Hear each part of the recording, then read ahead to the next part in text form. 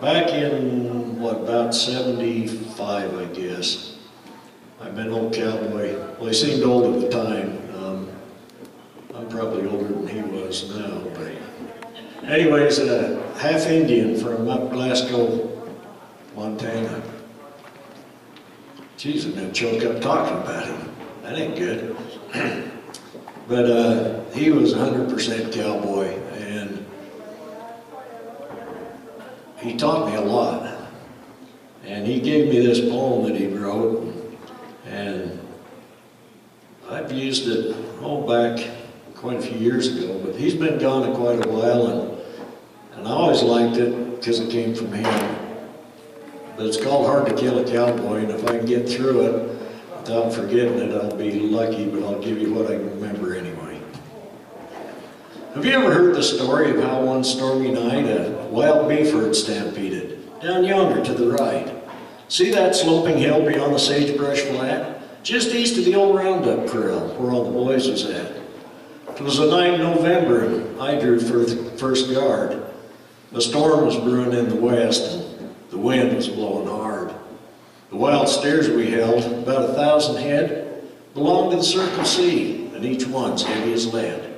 You see, the season had been rainy, and the grass was thick and long, and the herd had found good grazing in the hills all summer long.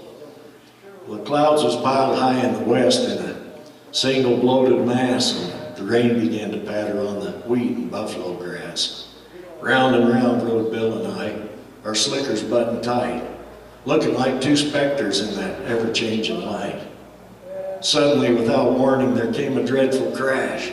My eyes was nearly blinded by a bright and burning flash. I don't know how it happened, but when my vision cleared, I found that I was riding in the midst of running steers.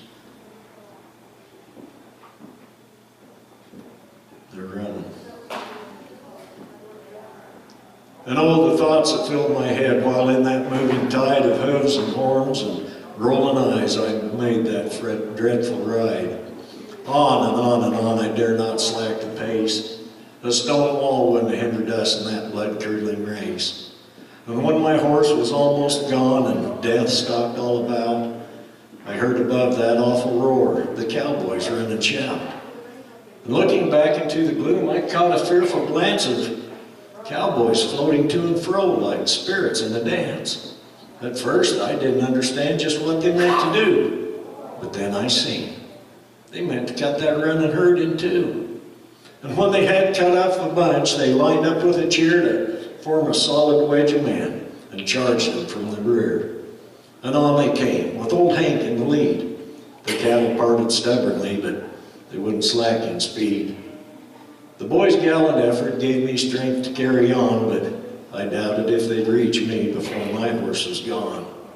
As I spurred his aching flanks and pulled his head up high, I felt him sink beneath me, and I knew that I must die.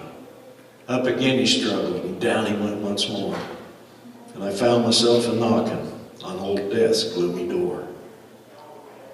Well, when my senses had returned, the hooves and horns were gone, and old Bill knelt beside me with his streaming slicker on.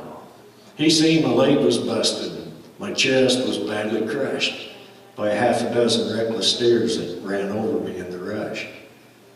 But it's hard to kill a cowboy. We're awful tough, you know, or I'd have been up in heaven riding with the angels long ago. Thank you.